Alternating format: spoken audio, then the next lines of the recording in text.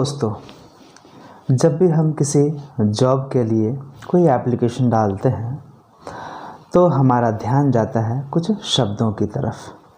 वो शब्द होते हैं कि इस नौकरी में वेतनमान क्या होगा, इस नौकरी का ग्रेड पे क्या होगा, इस नौकरी का बेसिक पे क्या होगा, इसका पे बैंड क्या है, इसका पे स्केल क्या है, वगैरह वगैरह। तो चलिए आइए जानते हैं किसी भी नौकरी की जॉब की जो सैलरी प्रोफाइल होती है, या फिर बोल सकते हैं सैलरी जो स्ट्रक्चर होती है, पे स्ट्रक्चर होती है, उसमें इन शब्दों का क्या मतलब है। इसके बाद मैं आपको बताऊंगा कि पूरी सैलरी जो है, एक ग्रॉस सैलरी और इन हैंड सैलरी, वो कैसे कैलकुलेट करते हैं, वो मैं दूसरी वीडियो में बताऊंगा।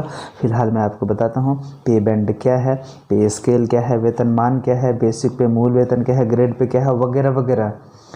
और 7th CPC क्या है, 6th पे कमीशन में क्या था, क्या वगैरह वगैरह। चलिए, तो देख रहे होंगे मेरे सामने एक लेटर आपके सामने दिख रहा होगा। इस लेटर में आपका जिक्र है, ये आप देख पा रहे होंगे कि ये जो वेतनमान है, ये जो वेतनमान दिख रहा होगा 9300 से 34,800, इसको वेतनमान बोलते हैं। और उसके बगल में आपको दिख रहा होगा ये 4600, इस तरह का ग्रेड पे होता है। क्या होता है ये, आइए समझने की कोशिश करते हैं। आपके स्क्रीन के सामने पे मैट्रिक्स का एक फ़ोटो दिख रहा होगा। ये है 7th CPC। कहने का मतलब हुआ कि 7वां वेतन आयोग ने जो सिफारिश की थी, जो कि लागू है, वो भी सिविलियन के लिए। अभी मैं फ़िलहाल झारखंड के कर्मचारियों, उसमें से भी टीचर्स की मैं बात करूँगा, ठीक है। लेकिन समझने के लिए मैं किसी भी स्केल पर जा सकता हूँ, ठीक है। तो सबसे पहले किसी भी कर्मचारी का सैलरी जो है उसको कैलकुलेट करने के लिए सबसे पहला जो काम किया गया है, वो उनकी सैलरी को सही ढंग से कैलकुलेट करने के लिए उसको कुछ हिस्सों में बांटा गया है। जो पहला स्टेप है वो होता है पे बैंड। और पे बैंड जैसे कि आप देख पा रहे होंगे, ये पे बैंड का ही होता है। पे बैंड 1 2 3 4 5 6 7 8, इस तरह 7 8 तक होते हैं। तो इसमें क्या होता है कि 5200, पहला आप देख रहे होंगे 5200 से ले करके 20,200 तक। इसका कहने का मतलब हुआ कि आपकी जो स्टार्टिंग बेसिक पे होती थी वो 5200 मिनिमम होती थी, और मैक्सिमम जो इंड बेसिक पे होती थी, बेसिक पे यूज़ कर रहा हूँ मैं वर्ड, इसको मूल वेतन हिंदी में बोलते हैं, वो आपका 20,200 हो सकती है, इससे ज़्यादा नहीं हो सकती थी, ठीक है। और इसके बाद उसको फिर पे का मतलब होता है वेतन, और बैंड का मतलब होता है एक पट्टी, मतलब एक रेंज जिसको बोलते हैं, इतना दूर से इतना दूर तक आपका जो बेसिक पे वो हो सकता है। बेसिक पे का मतलब होता है शुरुआती वेतन, ठीक है। हिंदी में इसको बोलते हैं मूल वेतन। अब आते हैं, इसी तरह आगे है 9300 से लेकर के 34,800, फिर आगे है, ठीक है। तो इस तरह होता है। अब आते हैं ग्रेड पे क्या होती है। ये ग्रेड पे जो है, आपने सुना होगा कि ये ग्रुप ए की नौकरी है, ये बी की, ग्रेड ए की नौकरी है, ये बी की नौकरी है, ये सी की नौकरी है। फिर कुछ गजटेड जो नौकरी है वो है, फिर नॉन गजटेड नौकरी है वो है। तो इस तरह के ग्रेड्स होते हैं। फिर ग्रेड 1, ग्रेड 2, ग्रेड 3, ठीक है। तो ये ग्रेड पे है। तो ग्रेड पे के ही आधार पर निर्धारित होता है कि आप किस ग्रेड के कर्मचारी हैं, समझ गए। तो पे बैंड को, उसके आगे का जो स्टेप है उसको ग्रेड पे में बांटा गया था। ग्रेड पे के आधार पर हम तय कर पाते थे कि वह किस ग्रेड में आता है, उसकी सैलरी क्या हो सकती थी उस वक्त, ठीक है। आपको मालूम होगा कि पहली बार जो 6ठा वेतन आयोग था, उसने जो अपनी सिफारिश दी और पूरे देश में लागू हुआ, उसमें कर्मचारियों का वेतन जो है अचानक से बहुत बढ़ गया था, काफ़ी चर्चा का विषय था। इसके पहले कर्मचारियों का वेतन बहुत कम हुआ करता था। तो आप देख रहे होंगे कि सबसे पहला जो ग्रेड पे यहाँ आपको दिख रहा होगा वो 1800 का है। ये ग्रुप डी की नौकरियों के लिए होता है ग्रेड पे। और यदि आप 5200 और 1800 इन दोनों को जोड़ दें तो 5200 और 1800 को जोड़ने पर हो जाया करता था 7000। तो पहले जो बेसिक पे होती थी मूल, अब आइए अब बेसिक पे पर, ठीक है। पे बैंड हो गया कि आपका शुरुआती मूल वेतन इतना से लेकर के 20,200 तक हो सकता है। मैं एक एग्जांपल इसका ले रहा हूँ, ठीक है। उसके बाद ग्रेड पे आपका इतना है, पे बैंड को बांटा गया। एक पे बैंड में कई ग्रेड पे होते हैं, ठीक है। 1800, 1900, 2000, 2400, 2800, ठीक है। फिर 9300 से 34,800 में आप देख रहे होंगे 4200 ग्रेड पे, 4600 ग्रेड पे, 4800, 5400, इस तरह कुछ है। तो अब जब आप 5200 पे बैंड का जो स्टार्टिंग जो है वो आप 5200 को आप 1800 ग्रेड पे से जोड़ देंगे तो वो आपका 7000 हो जाएगा। यही उसमें हुआ करता था बेसिक पे, ठीक है, मतलब मूल वेतन। मूल वेतन उसमें ये हुआ करता था। और इसी मूल वेतन में और चीज़ें जुड़ती थी, जैसे कि आवास भत्ता होता है, फिर महंगाई भत्ता होता है, फिर चिकित्सा भत्ता होता है। ये सारी चीज़ें जुड़ करके एक पूरी सैलरी कैलकुलेट हुआ करती थी। लेकिन जब 7वां वेतन आयोग आ गया तो ग्रेड पे ख़त्म हो गया, इसको ख़त्म कर दिया गया, समझ गए। अब क्या हुआ करता है, अब होता है लेवल, ठीक है। अब हुआ करता है लेवल, और ये लेवल क्या है, वैसा कुछ खास नहीं। लेवल है कि आप 1 लेवल में हैं, मतलब कि चूँकि 7वां वेतन जो है आयोग की सिफारिश ये लागू हुई 1 जनवरी 2016 से। तो 1 जनवरी 2016 में जो कर्मचारी थे उनका शुरुआती जो बेसिक पे अब हुआ, आप देख रहे होंगे यहाँ पर 18,000। ये 18,000 कैसे हुआ? सरकार ने कहा, या 7वां वेतन आयोग ने कहा कि जो सबसे निचले ग्रेड का या फिर ग्रेड पे का जो कर्मचारी है उसका मूल वेतन, उसका जो वेतन है बेसिक पे, वो 18,000 से कम नहीं होगा, नहीं हो सकता है। अब 18,000 कैसे आया? देखिए, एक इंडेक्स होता है, इसको आप गुणांक बोल सकते हैं, कोफिशिएंट, ठीक है। तो आप जब अब प्रश्न है कि ये बेसिक पे मतलब शुरुआती जो आपको पहली बार जो आपका बनता है बेसिक पे, अब क्या होता है कि बेसिक पे जो बन रहा है, कैलकुलेट हो रहा है। अब कैसे कैलकुलेट होता है वो मैं आपको बताता हूँ। बेसिक पे का ही आपको जो भी चीज़ है वो कैलकुलेट होगा, मतलब वो आवास भत्ता हो या फिर जो भी है, डीए हो या कुछ हो, वो अब बेसिक पे पर ही कैलकुलेट होते हैं। तो 18,000 कैसे आया बेसिक पे? पहली बार जो 1/1/2016 में लोगों को जो पे फिक्सेशन हुआ था उसमें पहली बार बेसिक पे सबसे ये निचला ग्रेड का 18,000 कैसे बना। आप ये जो एंट्री पे था वो कैसे आया 7,000? वो था कि पे बैंड का जो निचला स्तर है स्टार्टिंग 5200, उसको आपने ग्रेड पे 1800 से जोड़ दिया तो वो हो गया 7,000। अब इस 7,000 को एक इंडेक्स से गुना कर दिया गया ताकि एक समरूपता है। आप देख रहे होंगे, इसको भी 2.57 से, इसको भी इतना से ही, उसको भी इतना से ही, सबसे गुना किया। तो जो एंट्री पे है 7,000, इसको आप 2.57 से गुणा कर दें। तो गुणा करने के बाद ही आपके पास जो कैलकुलेशन आएगा वो आपका होगा, देखिए 17,990, ठीक है, 17,990 आएगा। लेकिन ध्यान दें, कैलकुलेशन जब इसको लिखा जाएगा तो अंतिम जो 2 अंक है इकाई दहाई, जो 2 इकाई और दहाई, इन दोनों को ऊंचा लेवल का लिया जाता है। कहने का मतलब 90 किसके निकट का है? 90 जो है वो 100 के निकट का है, तो इसको 100 मान लिया जाता है। मतलब 17,990 को 18,000 मान लिया जाएगा। याद रखें, जहाँ भी ये कैलकुलेशन होगा बेसिक पे, जब भी बेसिक पे होगा तो अंतिम जो 2 अंक है उसका कितने का निकटतम है वो कैलकुलेट कर लिया जाता है। तो ये 18,000 बेसिक बन गया। अब इसी 18,000 बेसिक पर लोगों को डीए मिलेगा और लोगों को एचआरए मिलेगा, मतलब कहने का मतलब हुआ कि वो आवास भत्ता मिलेगा। चलिए, ये तो हो गया ग्रुप डी की बात। हम चलते हैं एक हम लोग जैसे हम लोग झारखंड के टीचर्स हैं, वो जनरली आते हैं हम लोग 9300 से 34,800 पे बैंड पर। मतलब मिनिमम जो स्टार्टिंग बेसिक पे हो सकती है वो 9300 हो सकती थी और 34,800 पर हाईएस्ट हो सकती थी। ठीक है, ये हो सकती थी मैं बोल रहा हूँ। और ग्रेड पे तो पे बैंड ये सारे ख़त्म हो गए, अब सिर्फ चलता है लेवल। तो जो प्राइमरी टीचर्स हैं, ठीक है, उनका ग्रेड पे 4200। ठीक है, आप 9300 को जोड़ दें 4200 से, 9300 को आप 4200 से जोड़ दें। अब देखें 9300 है, इसको आप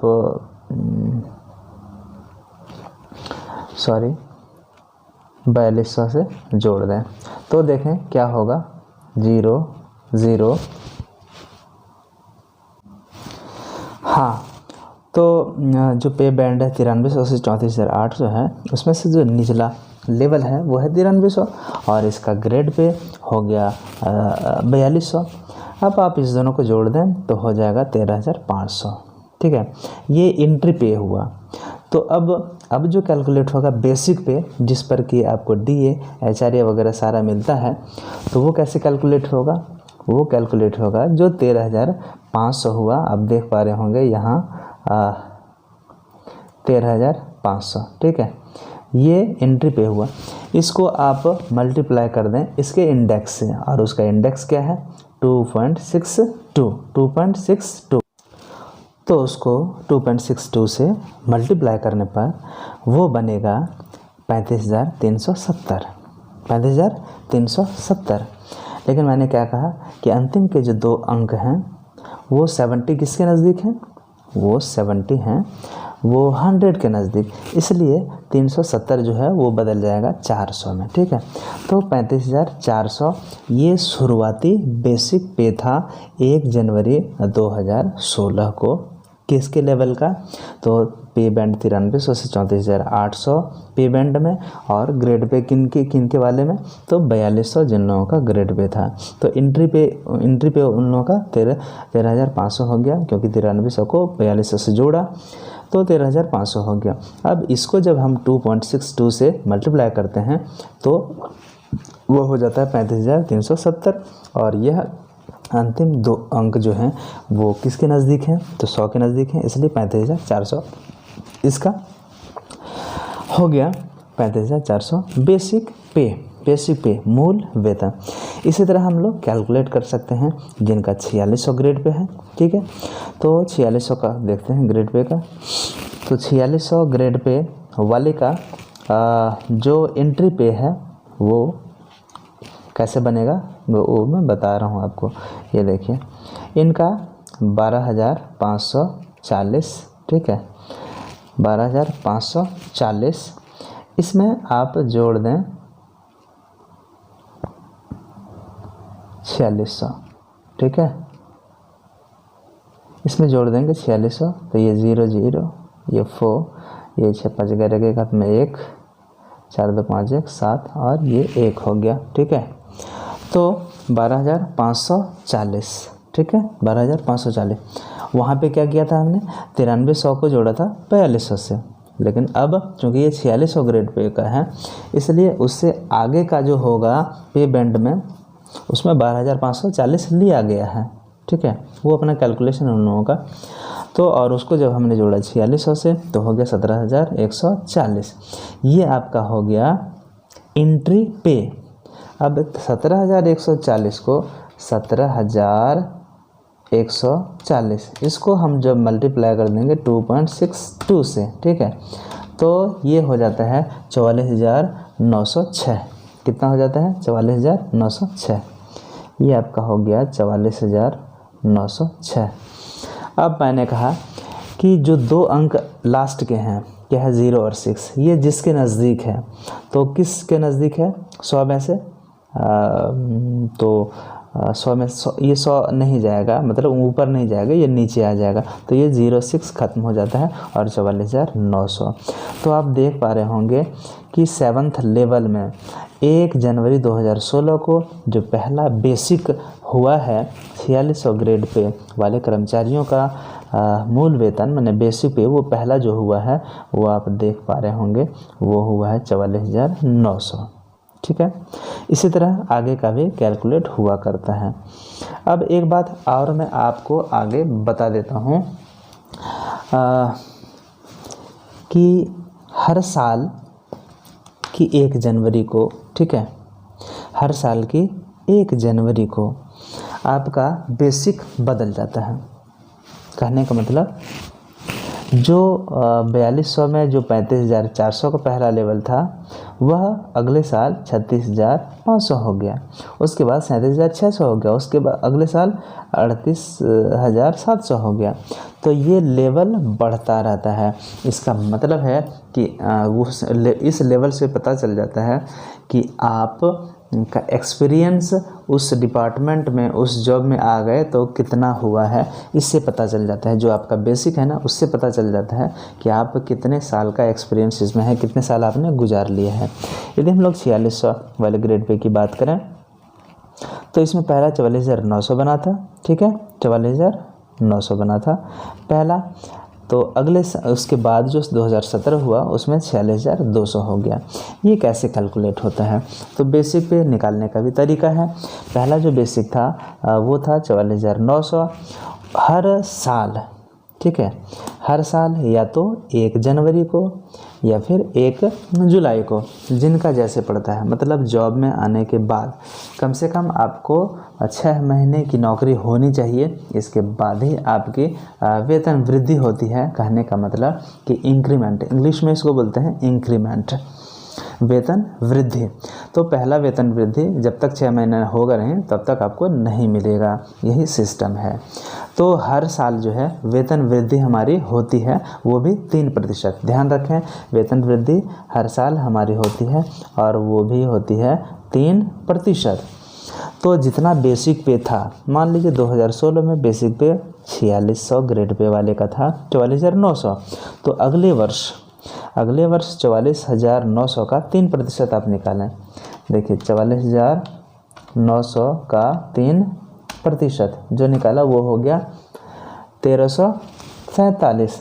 1347 उसको मैं जोड़ दूंगा 44,900 से, तो ये हो जाएगा 46,247। अब अंतिम के जो 2 अंक हैं वो 100 पहुंचने में लेट है। ठीक है, 100 पहुंचने में लेट है क्योंकि ये 50 से नीचे ही है, इसलिए 46,247 को लिया जाता है 46,200। तो आप देखें कि 2017 में हमारा बेसिक पे जो है वो 46,200 हो गया। इसी तरह जो 2017 वर्ष में 46,200 था, वह अगले वर्ष फिर उसका 3% आपको बेसिक बढ़ जाएगा, मिलेगा। तो 46,200 का फिर 3% करेंगे तो 1,386 रुपये बढ़ गया। इसमें यदि हम लोग जोड़ दें 46,200 रुपया तो ये हो जाता है 47,586 रुपया। 47,586 रुपया। आप देखें अंतिम का जो 2 अंक है 86, वो 100 के नज़दीक है, मैंने 50 से ज़्यादा है, तो ये कैलकुलेट हो जाता है 47,600 रुपये में। तो इसी तरह जो जो लेवल आपका बढ़ता जाता है तो उससे पता चलता है कि आपका कितना एक्सपीरियंस हुआ है उस जॉब में। और हर वर्ष बेसिक पे आपका 3% बढ़ता है पिछला बेसिक पे का। तो ऐसे ही हर वर्ष नया बेसिक पे जनरेट या फिर क्रिएट या फिर बन जाता है और इसी नया बेसिक पे का आपको डीए मिलता है, इसी नया बेसिक पे का आपको एचआरए मिलता है। और यही बेसिक पे जब एनपीएस में जो हमारा अंशदान है, योगदान है, वो कैलकुलेट करने के लिए बेसिक पे नया वाले को जानना ज़रूरी होता है। तो दोस्तों आज की इस वीडियो में मैंने आपको बताया कि पे मैट्रिक्स सीपीसी में क्या है, ये जो संरचना ये खाका है, इसमें पे बैंड क्या होती है, ग्रेड पे क्या होती है, एंट्री पे क्या है, लेवल क्या है और बेसिक पे कैसे कैलकुलेट करते हैं। अगले वीडियो में मैं आपको बताऊँगा कि HRA वो कैसे कैलकुलेट होता है, फिर DA कैसे कैलकुलेट होता है, फिर NPS में हमारा योगदान जो है वो कैसे कैलकुलेट होता है। इसी तरह मैं आगे आने वाली वीडियो में और भी चीज़ें मैं आपके साथ शेयर करूंगा। तो दोस्तों, उम्मीद है यह वीडियो आपको पसंद आया होगा। यदि पसंद आया तो अपने दोस्तों के बीच यह जानकारी ज़रूर से ज़रूर शेयर करें। ठीक है दोस्तों, और अच्छा लगा तो लाइक और सब्सक्राइब बटन दबा करके बेल आइकन को ऑल ज़रूर कर लें। ठीक है दोस्तों, इस वीडियो में इतना ही। मिलते हैं अगली वीडियो में फिर कोई नई टॉपिक के साथ, फिर कोई नई जानकारी के साथ। तब तक आप सभी का हार्दिक धन्यवाद।